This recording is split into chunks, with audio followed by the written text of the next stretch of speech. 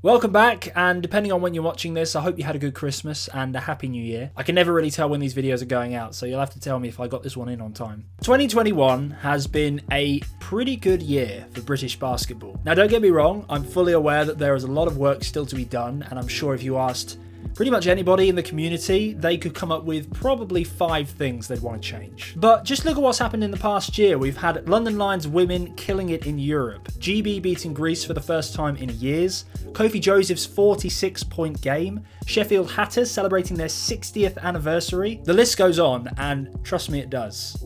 I did my research. For this video, I was originally going to go through every great thing that happened in British basketball in 2021, but to be honest, I'd just be rereading HoopsFix articles and trying to explain stuff that I'm not an expert on. I could see someone else maybe doing a video like that, but it's not me. Instead, I thought it'd be better to make it more personal and talk about some specific things that happened in 2021 that I thought was pretty cool, but talk about it from my perspective. I feel like I've been able to see some pretty major developments over the past year, and while British basketball does get a bad rap, it's also nice to reflect on some of the positive things that are happening. So as always, give this video a like, subscribe, and enjoy.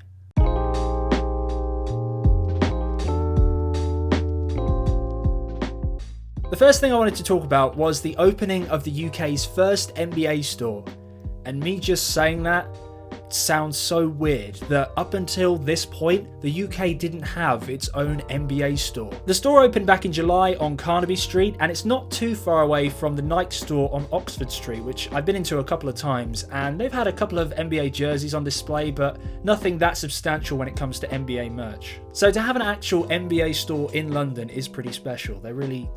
Well, there isn't anything like it. It's the only one. I got to visit in October, and as soon as I entered, I immediately loved the aesthetic. You've got basketball court markings on the floor, you've got a screen just dedicated to playing NBA games non-stop, and then you've also got all the NBA London games across the wall, which I think is kind of a nice touch. But then when you go downstairs, that's when things get really exciting. They have the most extensive collection of jerseys I think I've ever seen anywhere. Any player you can think of, any jersey they might have worn, they're pretty much going to have it. I mean, I say that, they're not going to have every player, but you get the idea. There's a lot of players. Every NBA legend you can think of, past, present, future, they have future jerseys there as well. They also have a WNBA section, which I think is really cool, and a section where you can personalize your own NBA jersey, which for any fan of the NBA or basketball in general is a bit of a dream come true. Honestly, it's about time London had its own NBA store, and from what I've seen on social media, it's already done very well in terms of sales, and so it should. I really hope the store continues to do well and that they have more of these in other UK cities, but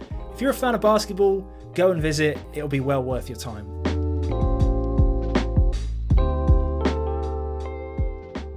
Now, despite the difficulties faced in 2021 with restrictions to indoor sport, we did see some pretty spectacular events. I'm going to mention 3 that I was lucky enough to go along to, and those were the HoopsFix All-Star Classic, Ball Out 3x3, and the GG 3x3 tournament. 2021 really was my introduction to 3x3 basketball. Before this year, I really wasn't familiar with it at all, but I feel like I've been missing out. Of course, all of these 3 events was the result of a lot of hard work and dedication by the event organisers, and I think you could tell it was really appreciated by the players who had been missing competitive basketball. So the HoopsFix All-Star Classic I talked about a little bit in my previous video.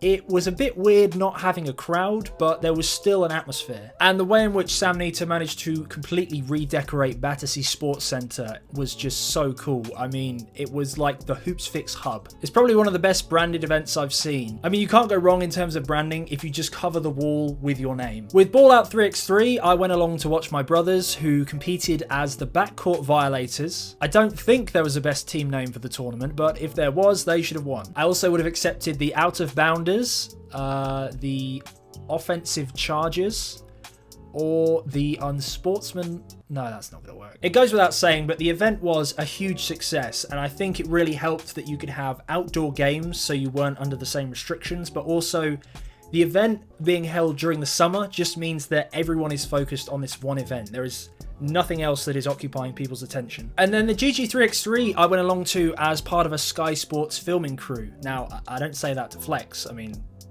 Sky Sports. But I say it because it was just so much fun to be there filming. I got to watch one of the best dunk contests I think ever. I was sat there on the floor holding the camera, filming these guys. He's going behind his back. Oh, he's jumping over a 7-footer. Gotcha. Okay. I had so much fun. And thankfully I was filming in slow-mo, so there was no audio of me geeking out, but I was loving it. I'm definitely excited to see what each of these events do next year when there's hopefully no restrictions or limitations, but you never know.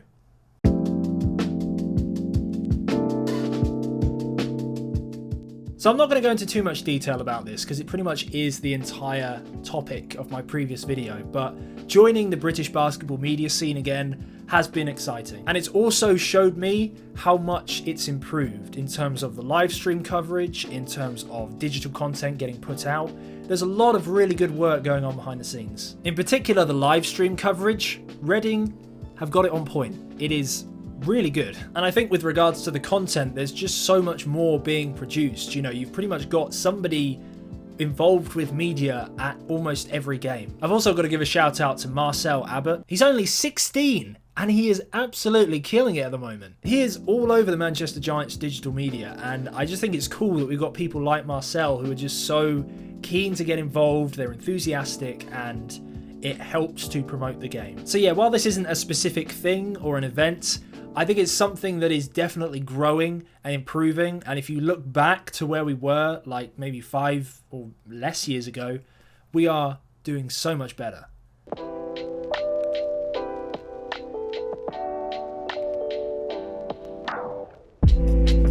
And last but not least, I've got to mention one of the biggest visual changes to the basketball scene in the UK, and that is court renovations. There have been new courts popping up all over the place. In July, we had a court at Summerfield Park designed by Kofi Josephs ahead of the Birmingham 2022 Commonwealth Games. We had the first purpose-built 3x3 court at Writtle University College. Don't know how you can be at university and a college, never mind. Joseph Grimaldi Park in Islington also got a fresh new look for their outdoor court, completed in collaboration with Project in the Paint. Love that name. And City of Birmingham Rockets finally unveiled their brand new home court thanks to the support of none other than 2K Foundations. That's how you know we're moving up in the world. But while each of these court renovations took a lot of preparation and hard work, there was arguably one that stood out among the rest. You already know which one I'm talking about. That's right, Clapham Common. After 3 years of planning and the support of Foot Locker, the NBA, Basketball England, Hoops Fix and Lambeth City Council, Sam Nita has created a fantastic outdoor venue. I was fortunate enough to be there on its opening day, and you could just see how much everyone enjoyed it and appreciated having a place like this to play. It really is worth checking out. So congratulations to Sam Nita for pulling off this incredible feat, and you've pretty much created the playbook on how others could go about accomplishing this in their own area. So those are just a few things I wanted to mention, and I know there are so many other great things that happened in 2021. I did do the research, I just couldn't compact it into one video. If you're watching this and you want to go ahead and make that video, please do. Looking ahead to 2022, there is a lot of great stuff on the horizon. We got a big investment from 777 Partners. I don't know who they are, but they got money. And with the number of court renovations that happened in 2021, I'm sure there are those who will be inspired to do the same thing with their own local court. With the 3 events that I mentioned, I hope I get to go to them all again in 2022. And with the media side of things, I'm just excited to see what people make. I mean, it can only keep getting better. Anyway, I hope this video has in some way shed a more positive light on British basketball, although I'm sure there'll be people watching this going, dude, you have no idea. But I hope you enjoyed it nonetheless. Thank you very much for watching. Be sure to leave this video a like, and I will see you next time. Goodbye.